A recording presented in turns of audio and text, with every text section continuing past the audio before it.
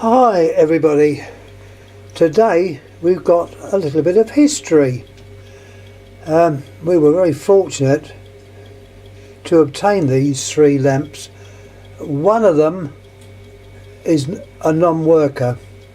I won't be putting either of the workers up. I will just describe what is to be seen. They are, to my mind, they are too rare and unusual to be operated all the time, so they will not be lit. But as I say, one of these ones does not work, the filament's gone. The other two were checked on a much lower voltage using my variac. Anyhow, we obtained these a few days ago. My dear friend Alec was looking through, as we do. We're always looking through various sites, eBay, Etsy, to see what turns up. And he noticed these three lamps. Well, actually, it was listed. They were singly listed. And he said, "Oh," I said, "Well, okay, let's try and bid for them." And that was what we did. They were based in Guernsey,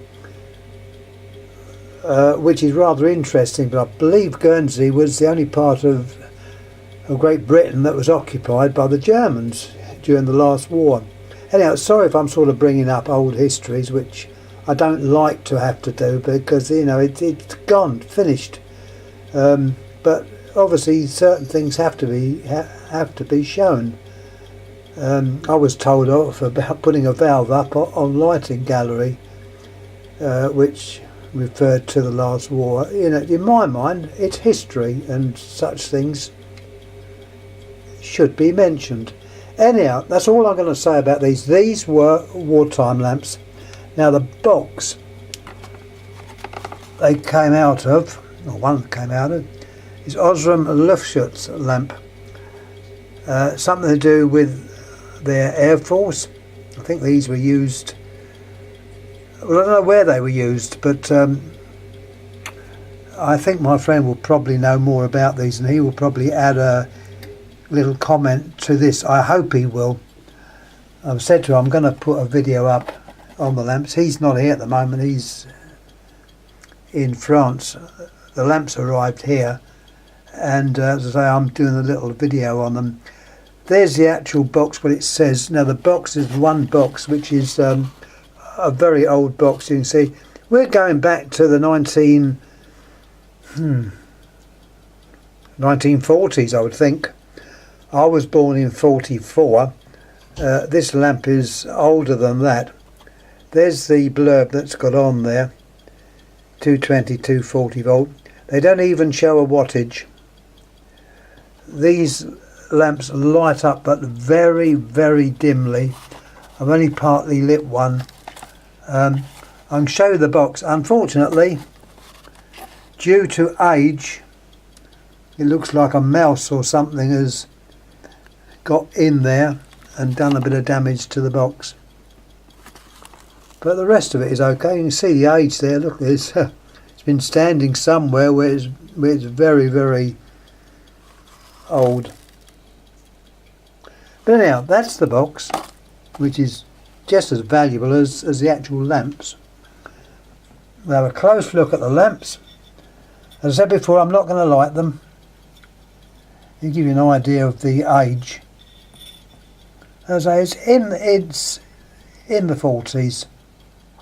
You've got the name there, Osram, which is a very well known German manufacturer. We had Osram in England before it was reunited with the German Osram. But this is a genuine Osram lamp. ES base, medium, brass, and a very thick coating of this blue paint. It really is a dark light this gives out, and any video would not do it justice, so I'm not going to even attempt to light it. What you will notice, the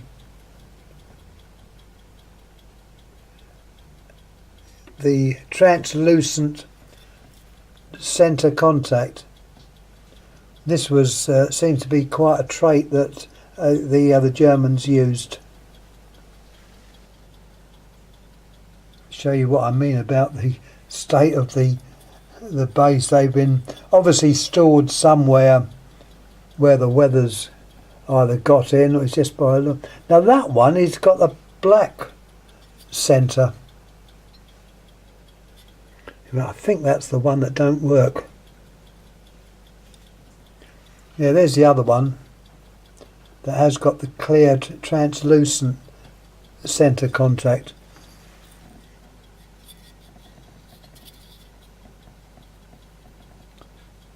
$222. I'm pretty sure they are all the same type of lamp. There's the information that's on the side. Anyhow, it was a very good find, and as I say, when Alec looks through these things, he seems to know what he's looking for. All right, they weren't cheap, but according to him, they were cheaper than if they were bought in Germany or on German eBay. He found it on the English eBay and contacted me about it. So yeah, it was a good find, very good find. And we got 2 workers, so we've got a lamp each. And also a ceramic holder was included. And this, as you can see, is genuine. It's got the VDE sign, which I believe is still used till today. 250 volts. I can show you what it's like inside if I can undo it one-handed. This is going to turn out to be a fairly long video.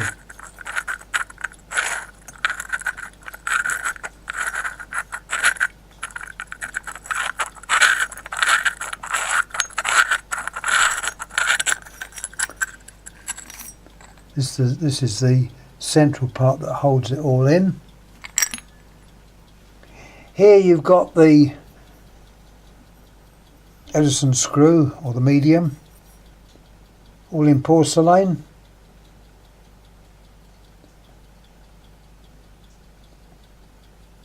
Screw terminals,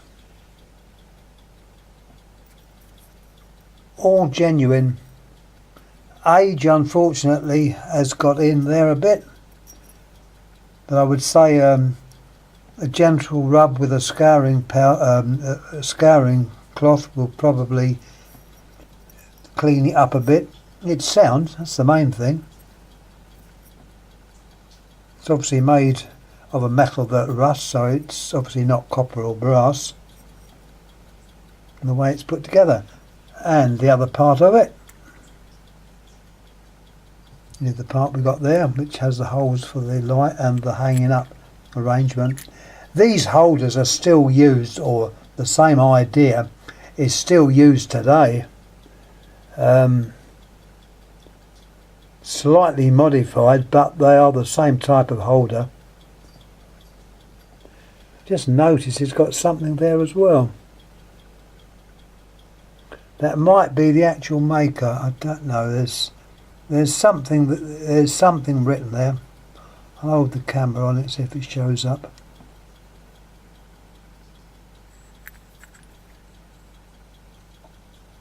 But that's the VDE sign. It's like their safety standard.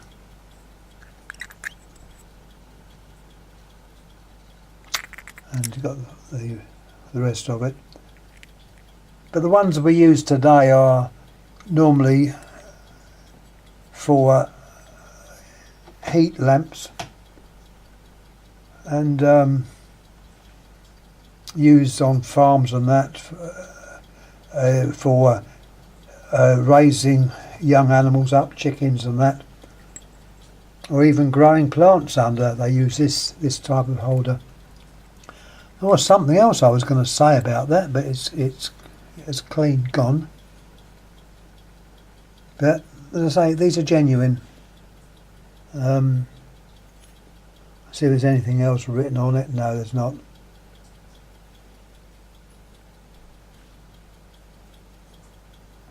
In fact, you can see daylight through that. It's showing daylight through that porcelain, which I hadn't noticed before, but it is.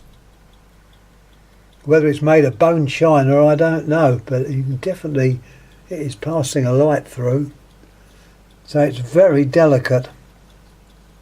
And yeah, we were lucky enough to pick these up. It's going to be a toss-up who has the actual holder. We'll probably fight over it. No, we won't.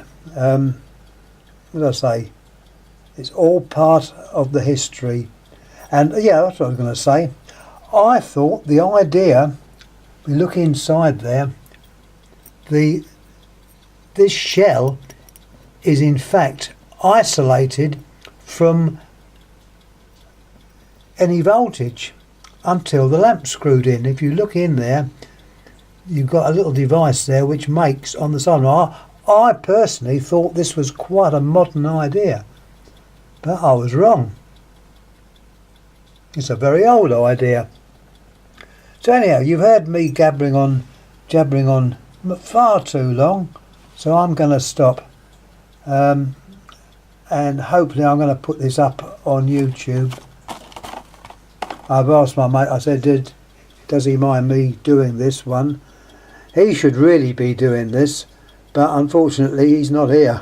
He's in France. So I'm doing it for him, so hopefully he can add a few comments.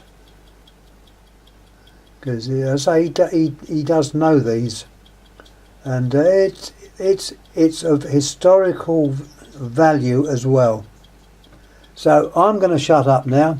Any comments please make, and any other things you've got about this, please let me know, and I will get back. If I don't get back, Alec will get back. That's one of the good things about YouTube. It appears wherever it appears. We haven't got the lamps. Okay, they're here, but the YouTube can appear around the world, which is a good thing. Anyhow, I'm going to shut up, and thank you all again for watching. Thank you.